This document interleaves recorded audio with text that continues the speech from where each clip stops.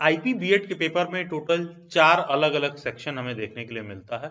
इसके पहले हम लोगों ने इंग्लिश के 25 क्वेश्चन देख लिया है, रीजनिंग के हमने क्वेश्चंस देख लिए हैं, टीचिंग एप्टीट्यूड के क्वेश्चंस हमने देख लिए हैं। बेसिकली इस वीडियो लेक्चर में हम लोग जनरल अवेयरनेस का क्वेश्चन देखेंगे।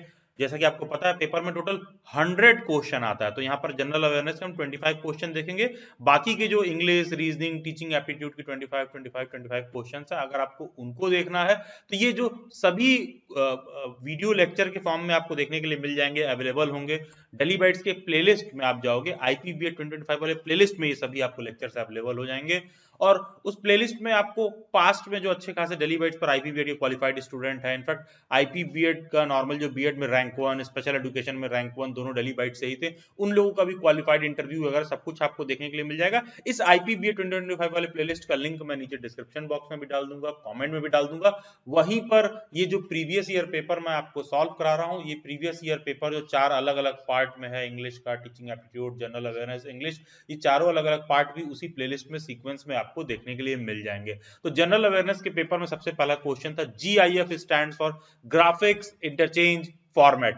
ध्यान दीजिएगा, कंप्यूटर का जो भी फुल फॉर्म वगैरह होता है ना, ऑप्शन पेपर में देखने के लिए मिल सकता है, कोई बहुत बड़ी चीज नहीं है। जैसे कि मान लो इस साल के पेपर में तुमको बोल दे HTML का फुल फॉर्म क्या होता है, WWW का क्या फुल फॉर्म है, KB, TB, MBPS या MB का क्या फुल फॉर्म है, तो ये सब बहुत नॉर्मल क्वेश्चन जनरल अवेयरनेस से बन सकता है। कंप्यूटर से बोल सकता है तुमको, लेट से कि 1 MB में कितना केबी होता है, 1 टेराबाइट में, 1 ज़ेटाबाइट में कितना होता है। तो इस तरह के बेसिक क्वेश्चंस आपको कंप्यूटर से पेपर में देखने के लिए मिल सकते हैं।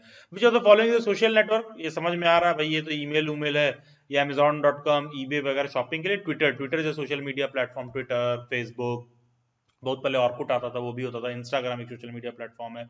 तो कोई भी इस तरह के जो सोशल मीडिया प्लेटफॉर्म है, तो which of the following is social network, तो Twitter. National disaster management authority functions under the union ministry of.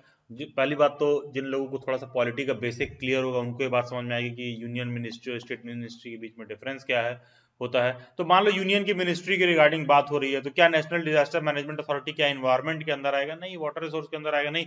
Disaster management के रिगार्डिंग बात हो रहा है, ये एक आंतरिक मुद्दा है। अगर कहीं पर इस तरह का समस्या आ जाएगा तो बेसिकली इसको गृह मंत्रालय देखता है, होम मिनिस्ट्री देखेगा। Which are the following greenhouse gases have the shortest residence time in the atmosphere? Chlorofluorocarbon, CFC, CO2, methane, nitrous oxide, ये सब आपको पता है कि एक तरह का ग्रीन हाउस गैस है। और जो भी ओजोन में जो है, जो होल वगैरह है, इन ग्रीन हाउस गैसेस के कारण आपको देखने के लिए मिल रहा है। पूछ रहा है कि शॉर्टेस्ट रेजिडेंस टाइम किसका है? वायुमंडल में सबसे कम समय तक जो निवास करता है, बेसिकली मीथेन, CH4 इसका फॉर्मूला होता है। Education as a subject of legislation figures in the concurrent list में आता है। आपको पता होना चाहिए, यूनियन लिस्ट में टोटल नंबर ऑफ जो आर्टिकल्स होते हैं उस पर केवल और केवल यूनियन गवर्नमेंट नियम बनाती है। स्टेट लिस्ट में जो टोटल नंबर ऑफ आर्टिकल्स होते हैं, जो टोटल नंबर ऑफ लिस्ट होता है, उस पर केवल और केवल स्टेट गवर्नमेंट नियम बनाती है। कंकरेंट लिस्ट पर यूनियन और स्टेट गवर्नमेंट दोनों बना सकती है। एडुकेशन कंकरेंट लिस्ट में आता है, पहले एडुकेशन स्टेट लिस्ट में आता था। 1964 वगैरह के अराउंड कोठारी कमीशन ने इसको भाई रिकमेंड किया कि एजुकेशन कंकरेंट लिस्ट में आना चाहिए। और 1976 के अराउंड इंदिरा गांधी के टेन्योर में उस समय जो है एजुकेशन को कंकरेंट लिस्ट में ला दिया गया था। तो एजुकेशन बेसिकली कंकरेंट लिस्ट में, उस पे स्टेट गवर्नमेंट और यूनियन गवर्नमेंट दोनों नियम बना सकती हैं। In circular communication the encoder becomes a decoder when there is a feedback. MOOC stands for massive open online course. MOOC के रिगार्डिंग आप लोगों ने भी सुना होगा, बहुत तरह तरह के सर्टिफिकेट बेस्ड कोर्सेज भी होते हैं मूक पर, आप जाके कर सकते हो। इनफैक्ट कमाल की बात ये जानिए, अगर आपका कल का आईपीबीएड में एडमिशन हो जाता है तो आईपीबीएड वाले अपने फील्ड ऑब्जर्वेशन के और एक पार्ट ऑफ असाइनमेंट वर्क में ही आपको मूक के कई कोर्सेज में ये लोग एनरोल करवाते हैं। तो मूक का कोर्स क्या होता है? बेसिकली एक सर्टिफिकेट बेस्ड ऐसे ही ट्रेनिंग टाइप का होता है, ओपन ऑनलाइन कोर्सेज हैं। तो उस तरह का उनका पार्ट ऑफ कह लो प्रोजेक्ट असाइनमेंट में भी रहता है। तो मूक stands for massive open online course. Which of the following organization deals with the capacity building program on educational planning? ये डायरेक्टली आता है नीपा के अंदर। What is Nipah? National institute of educational planning and administration. Nipah के अंदर आता है। Option number D is the right answer. Which of the following represents 1 billion character? अब देखो, वो पीछे मैं बोल रहा था टेराबाइट, किलोबाइट, मेगाबाइट, गीगाबाइट, तो बोल रहा भाई 1 बिलियन कैरेक्टर किस में होगा? गीगाबाइट में होगा। ठीक है, टेराबाइट, किलोबाइट, मेगाबाइट, गीगाबाइट बहुत नॉर्मल सा चीज है कि मान लो कि 1 MB में 1024 KB है कुछ है। तो इस तरह से ये कैसे कैलकुलेट होता है ये आपको आइडिया होना चाहिए। फोन वगैरह मेमोरी का जो कॉन्सेप्ट होता है सेम टू सेम लागू होता है। खैर, Jacques Delors report to UNESCO was title learning the treasure within. अब देखोगे जनरल अवेयरनेस का जो टोटल 25 क्वेश्चन है उसमें अब तुमको ये पहला क्वेश्चन एक तरह से देखने के लिए मिल रहा है, एक तरह से जो आपको करंट अफेयर से देखने के लिए मिल रहा है। क्या आईपी की जनरल अवेयरनेस में करंट अफेयर क्वेश्चन आता है, बहुत कम क्वेश्चन आता है। ऐसा नहीं है कि आप करंट अफेयर कम पढ़े हो तो कहीं से आपको बहुत दिक्कत होने लगेगा, मतलब स्टैटिक जीके वाला एरिया आपको मजबूत होना चाहिए, लेकिन करंट अफेयर से क्वेश्चन आता है। 2-3 क्वेश्चन इस पेपर में भी शायद देखने के लिए मिल जाएगा। ये पहला क्वेश्चन है देखिए अपने आप में जो करंट अफेयर का आपको देखने के लिए मिल रहा है। Target of sustainable development goal are to be achieved by the year. देखो अभी ये मतलब जो है करंट अफेयर का नहीं है, सस्टेनेबल डेवलपमेंट गोल के रिगार्डिंग आपको पता होना चाहिए।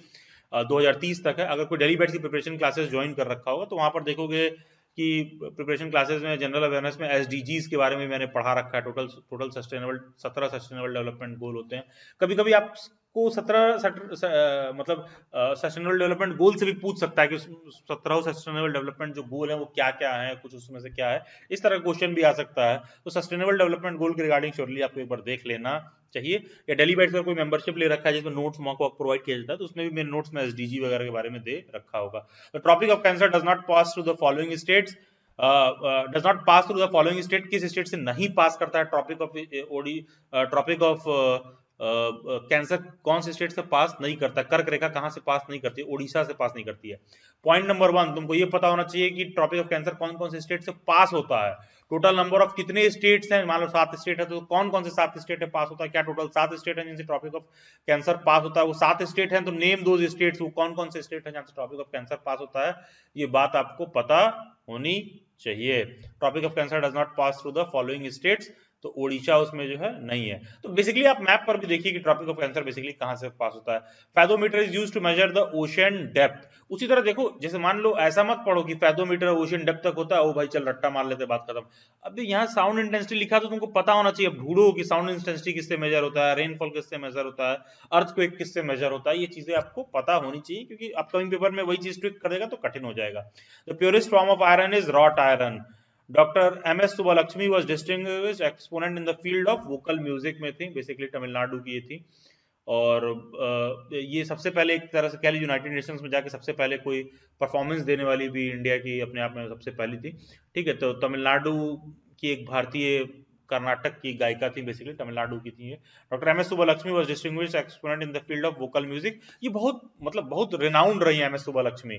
ठीक है, तो इनके रिगार्डिंग थोड़ा सा जो है मतलब बस गूगल कर सकते हो आप क्या है कौन थी। ठीक है, Aryabhata was India's renowned mathematician. ठीक है, आपको क्लियर होना चाहिए, बाद में इस नाम पे सैटेलाइट वगैरह भी था। तो Aryabhata was India's renowned mathematician. डेली बैट्स का बहुत सारा सेमिनार मीट भी होता है एस्पायरिंग टीचर्स के लिए, जो भी टीचर के फील्ड में करियर बनाना चाहते हैं।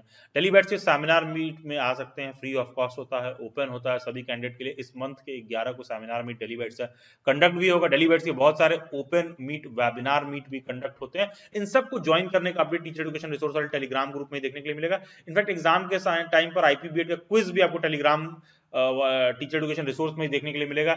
एंड इनफैक्ट आपको व्हाट्सएप ग्रुप में भी ज्वाइन करना चाहिए। सभी जो बीएड रिलेटेड अपडेट है, आईपी से रिलेटेड अपडेट है, वो सब कुछ आपको वहीं पर देखने के लिए मिलेगा। चंडीगढ़ वाज डिजाइन्ड बाय ली कार्बोसर, ये आपको पता होना चाहिए। बहुत बेसिक सा, बहुत कॉमन स्टैटिक का क्वेश्चन है जो पूछ देता है। एडवर्ड लुटियंस के रिगार्डिंग आप देख सकते हो, राष्ट्रपति भवन के पास जो लुटियंस वगैरह वो किसने डिजाइन किया था, इससे थोड़ा आपको आइडिया मिल जाएगा। Eclipses occur due to the following phenomena, rectilinear propagation. Who is the author of book Veerappan Chasing the Brigand? K Vijay Kumar. ठीक है, आई गेस ये शायद पुराने ब्यूरोक्रेट भी थे। और हाँ, जब इस तरह का चीज आपको देखने के लिए मिलता है ना, एक बार गूगल किया करो वीरप्पन चेजिंग द ब्रिगेंड, मतलब बुक कैसा दिखता है, बुक के ऑथर कौन है, क्या है, वो आपको देखने के लिए मिल जाएंगे। अब जैसे मान लो वीरप्पन है भैया, किस लिए फेमस था कि जो है हाथियों का जो दांत होता है उसकी तस्करी होती है, ये सारी चीजों में वीरप्पन का नाम जाना जाता है। बड़ी बड़ी मूछें वगैरह थी इसकी, तो थोड़ा सा आप सर्च कर सकते हो, थोड़ा आपको आइडिया होना चाहिए। Who is the author of Divine Comedy? Dante, option number C. Who is the first Indian to complete the Golden Globe Race? Abhilash Tomy. अब देखो फॉर्चुनेटली मेरा नाम लिखा हुआ अभिलाष। हाँ, तो first Indian to complete the Golden Globe Race. अब ये अपने आप में एक करंट अफेयर का क्वेश्चन है। इसके पहले एक था, एक और हो गया, दो, मतलब 2024 में जो करंट अफेयर का मुद्दा रहा होगा। ठीक है, ये मुझे अच्छे से याद है, मैंने डेली बैट से करंट अफेयर में 2024 में लिख के भी दिया था। तो ये कॉमन सा क्वेश्चन है, तो एक करंट अफेयर क्वेश्चन 2 हो गया। Ranthambore national park is located in which state? Union territory Rajasthan में है। अब देखो ये स्टैटिक जीके का एरिया है। ठीक है। ये सब आप लूसेंट जीके का जो बुक आता है मार्केट में, लूसेंट जीके का बुक रेगुलर और रिगरस बेसिस पर प्रिपेयर करिए। ये सारी चीजें, बेसिक चीजें आपको पता होनी चाहिए। What is the low lying area between hills? Low lying area between hills often with a river running through it, valley. Valley कहते हैं भाई इसको, घाटी कहते हैं। ठीक है। INS Jatayu, which has recently been in the news, the Indian naval base is located in which of the following? Lakshadweep. अब देखो ये तीसरा आपको जो है करंट अफेयर का क्वेश्चन देखने के लिए मिल जा रहा है, बेसिकली एक तरह का करंट अफेयर का क्वेश्चन है उस समय का। Which day is celebrated as World Wildlife Day? 3 March को हम सेलिब्रेट करते हैं। तो उसी तरह आपको पता होना चाहिए कि वर्ल्ड टीचर्स डे कब सेलिब्रेट होता है, इंडिया में नेशनल टीचर्स डे कब सेलिब्रेट होता है, डॉक्टर्स डे कब सेलिब्रेट होता है, इन्वायरमेंट डे कब सेलिब्रेट होता है, कॉन्स्टिट्यूशन डे कब सेलिब्रेट होता है, प्रवासी भारतीय दिवस कब सेलिब्रेट होता है। तो इस तरह के बेसिक डिटेल आपको पता होने चाहिए। बाकी टीचिंग एप्टीट्यूड का जो कंसर्न है आपको पता होना चाहिए कि जो डेली बाइट्स का चैनल के प्लेलिस्ट में जाओगे बेसिकली, तो टीचिंग एप्टीट्यूड का एक पूरा प्लेलिस्ट देखने के लिए मिल जाएगा। जो सभी वीडियोस है ना भाई, इनको 4 से 5 बार देख जाओ, रट जाओ। डायरेक्ट क्वेश्चंस आपको टीचिंग एप्टीट्यूड का, मतलब डेली बाइट्स के टीचिंग एप्टीट्यूड के वीडियोस आपको एग्जाम में पेपर में देखने के लिए मिलेगा। एंड आप पेपर देने के बाद you can thank me later, क्योंकि डेली बाइट्स का ये असिस्टेंस आपको बहुत मल्टीपल लेवल पर हेल्प करेगा।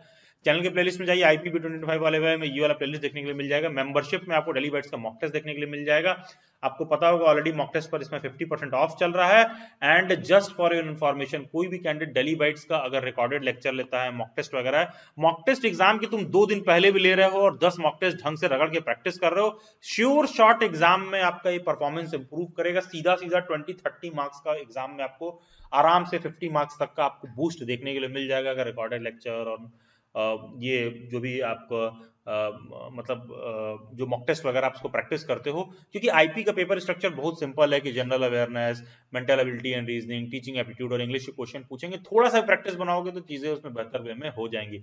आईपीबीएड के रेगुलर अपडेट के लिए आप मेरे से इंस्टाग्राम पर भी जुड़ सकते हैं, जिसका लिंक डिस्क्रिप्शन बॉक्स में दिया हुआ है, या फिर ये यूजर आईडी डायरेक्टली आप इंस्टाग्राम पर सर्च करिए। सभी सोशल मीडिया हैंडल्स के लिंक डिस्क्रिप्शन बॉक्स में मिल जाएंगे।